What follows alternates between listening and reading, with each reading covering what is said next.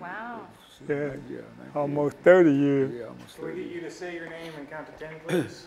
Indume, 1, 2, 3, 4, Thank 5. you. Jeannie, 1, 2, 3, 4, 5, 6, 7, 8. Benjamin Mathis, 1, 2, 3, 4, 5, 6, 7, 8. Thank you.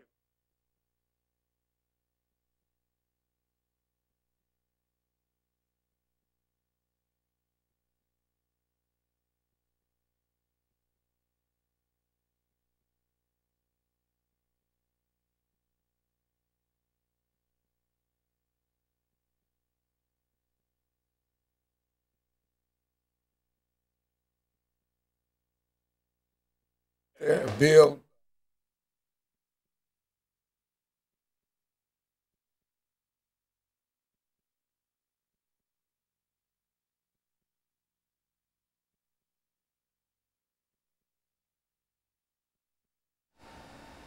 Thank you and welcome back to the show this morning.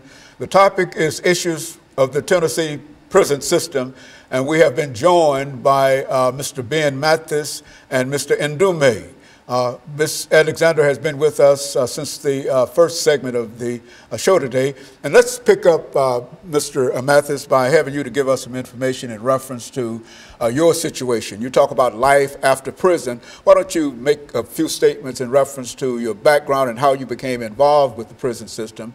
And then Ms. Alexander will deal with some of the issues dealing with the prison system. And then Mr. Indume will close us out for the day by giving us additional information. Okay, Dr. Haney, thank you. Thank you for having me.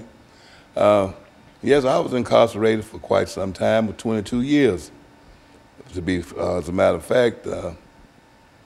But it wasn't no bed of roses while you were in the penitentiary, because I lost a lot of family members while I was in, and I lost my children, not to death in that effect, but my children were quite young when I was incarcerated.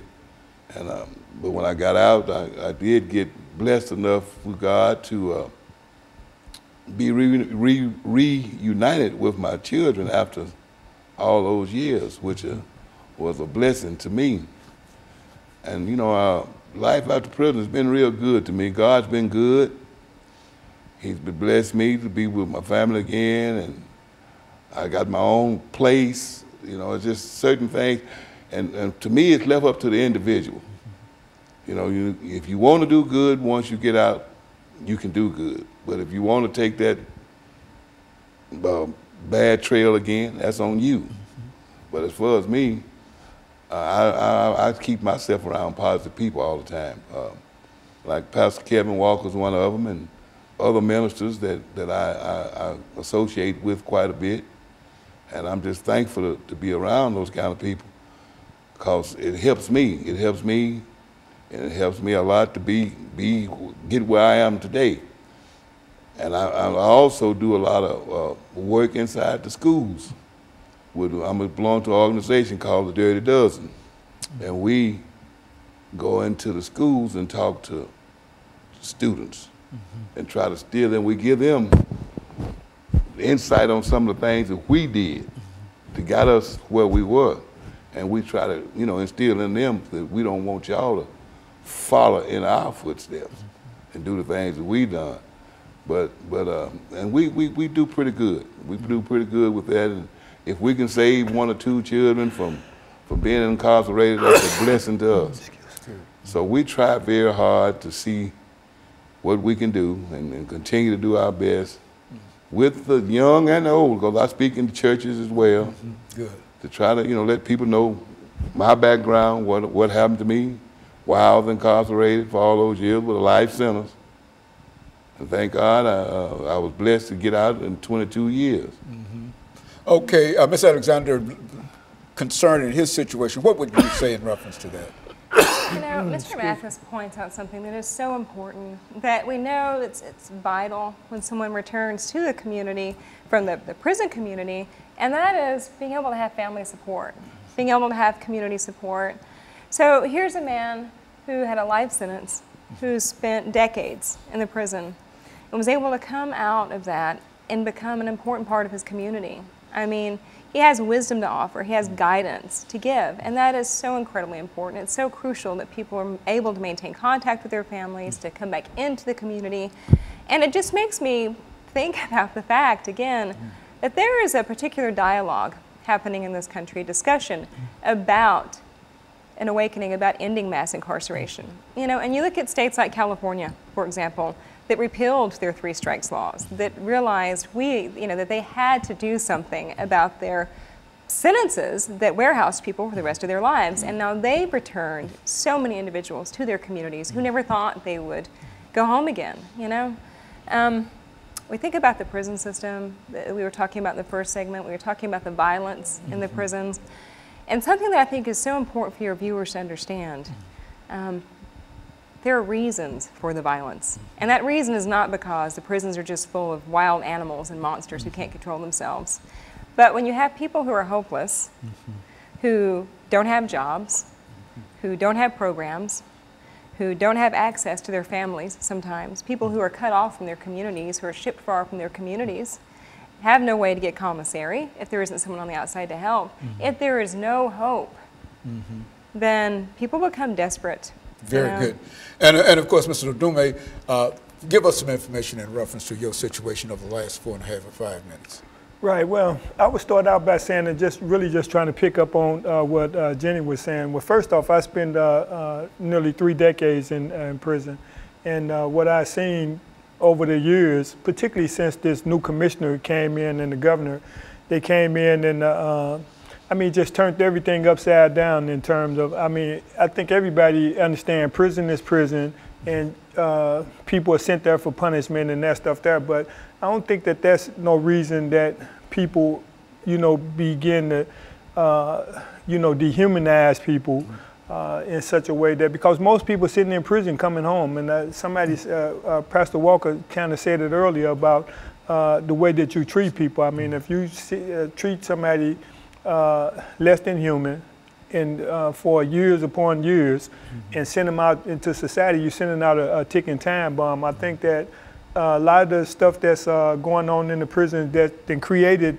this violence, not only among other inmates, but also too against staff, is that some of these asinine policies that the commissioner came in with that don't have no penological value whatsoever in terms of trying to have people, give people space to correct themselves.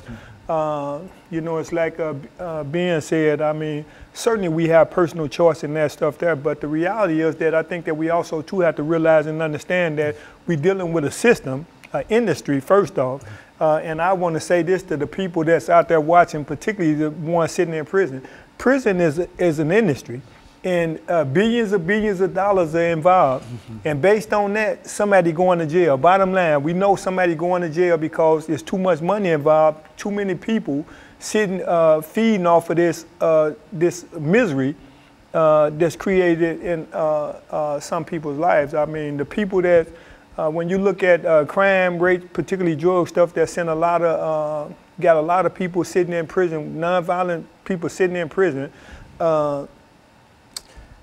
When you think about some of these drug laws and stuff that sent them there, you could go to any suburban community and find that it's happening much more, but the reality is that the people are being arrested and put in prison certainly ain't no worse than the people that's committing these other crimes that's not going to prison, but the reality is somebody going, and I think that I'm happy to see that there has been a lot of attention being paid to the conditions and stuff that's actually going on in prison now, because I think I left in 2012, which I was under this regime for about 2 years, and like I said, the things that they was actually doing don't have no value whatsoever in terms of a person coming out and trying to be a productive person and being a contributing member to society. Ms. Alexander, close us out today. I just think people have to be aware, and people are becoming aware. But listen, listen to what the people behind the walls are saying. Right. Listen to what the employees are saying. Listen to what the prisoners are saying. Listen to what the families of prisoners are saying. This has value. It has meaning. And finally, we're having some light shown in an area which by its very nature is secret and it's closed off. You know, an institution, a prison can keep anyone or any program or any volunteer or any educational opportunity out, and all it has to say is for the security of the institution. What it really means is for the security of maintaining its secrets. And it's time for those secrets to end. And it's time for the public to understand what it's paying for and the product that it can expect from that. It's time to end this. It's real quick. Can I pick up on this point what she's saying about when you're talking about pay? I hear the governor talking about that they want to give bonus